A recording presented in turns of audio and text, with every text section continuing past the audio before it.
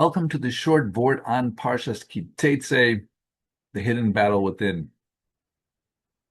This week's Parsha contains the mitzvah of Hashavas Aveda, one of 74 mitzvahs listed in this Parsha.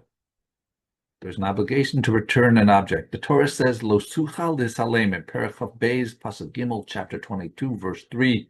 You may not ignore it. At first glance, this seems as a simple commandment. If you see someone's lost item, don't walk away, return it. But the Torah's language is striking.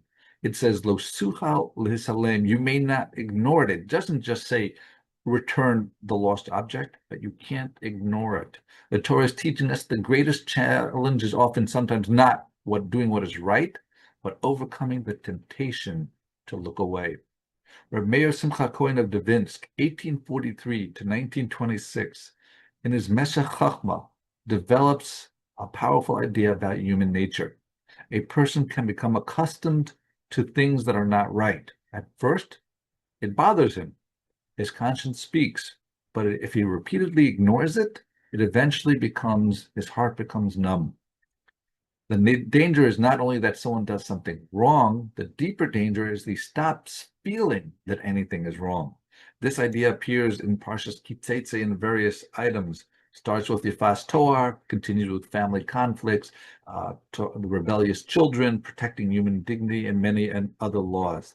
The common thread is the Torah is teaching us to pay attention, to see in humanity, see holiness and responsibility hidden in every situation. The Yetzer Hara's greatest weapon is not convincing us to commit a major sin. Sometimes his strategy is much simpler. He just says, don't get involved, don't notice, don't care. The Torah responds, Lo suchal Lehisalem, you cannot allow yourself to become someone who does not see. This message is especially fitting this week, which was Rav Meir Simcha's 100th Yahrzeit on Elul.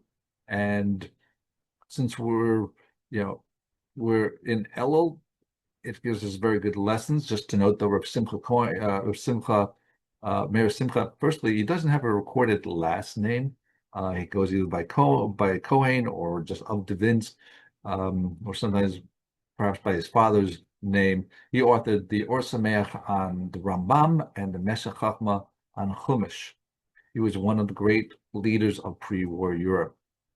One of the reasons his Torah continues to speak so powerfully is because he didn't just merely analyze text, he saw the spiritual reality behind them. He understood that the Torah demands sensitivity, awareness, and responsibility.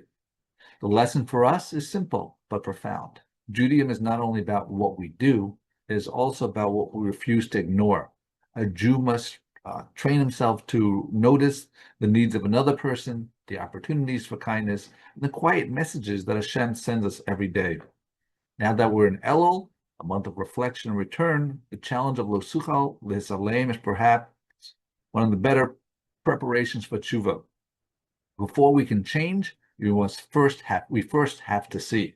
Before we can return to Hashem, we must stop looking away. May the memory and the Torah of Meir Simcha Cohen of Dvinks inspire us to open our eyes, soften our hearts, and recognize opportunities for greatness that are right in front of us. Thank you, Chatgpt, for your help. Wonderful week and a wonderful Shabbos.